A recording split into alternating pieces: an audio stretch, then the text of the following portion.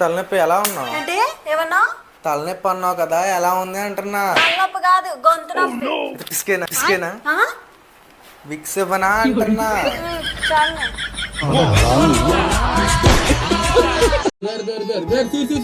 ఏమైంది? ఏం చేస్తున్నావు? ఏం లేదు, కూరగాయలు కట్ చేసేటప్పుడు ఏలు కట్ అయింది, అందుకే పసుపు పెట్టుకుంటున్నా. పసుపు పెట్టుకుంటే ఏమొస్తుంది? డాక్టర్కి వెళ్ళి చూపించుకోవాలి గానీ. పసుపు పెట్టుకుంటే ఇన్ఫెక్షన్ కాదు, రక్తం రావడం ఆగిపోద్ది, నొప్పి తగ్గిపోద్ది. అవునా? మరి పెళ్లి చేసుకునేటప్పుడు ఒళ్ళంతా పసుపు పూసుకుంటారు కదే. పెళ్లి కంటే పెద్ద గాయం ఏముంది జీవితంలో? అవునా? మరి నా పెళ్ళి ఇన్ని సంవత్సరాలు అవుతున్నా నా గాయం తగ్గదేందే?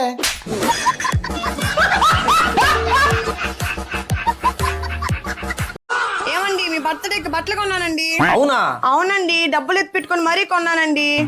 నా భార్య ఎంత మంచిదిరా. ఏది ఒకసారి చూపి. ఒక్క నిమిషం వేసుకొని వస్తా. అయినా మీ ఆడవాళ్ళందరికి ఇదేం దిక్కుమల్ల అలవాటే?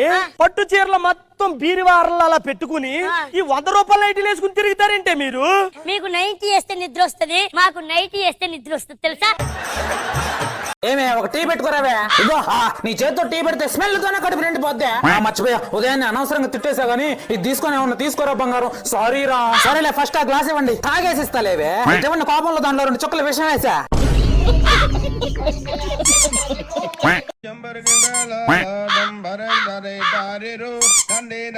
మాటి మాటికి లుంగిని చూసుకుంటున్నావా?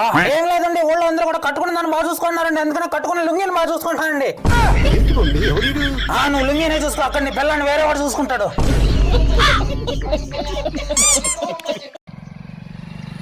అరే ఆ స్టాండ్ వేసుకుంటారా, పడతారు.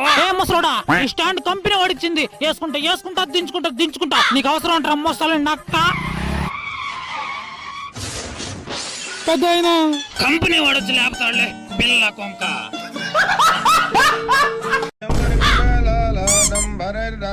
సిగ్గుందా నీకు?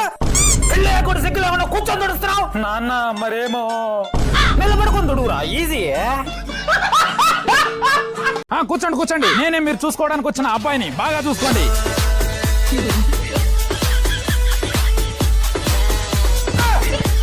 చూసారుగా, ఇప్పుడే నచ్చానని చెప్తారా, ఇంటికెళ్ళి ఫోన్ చేసి చెప్తారా, లేదంటే నచ్చలేదని చెప్తారా? అదేంటి బాబు? ఇప్పుడే నచ్చానని చెప్తే వెళ్ళి మటన్ చికెన్ చేపలు తెచ్చి కడుపు నిండా తినిపిస్తా.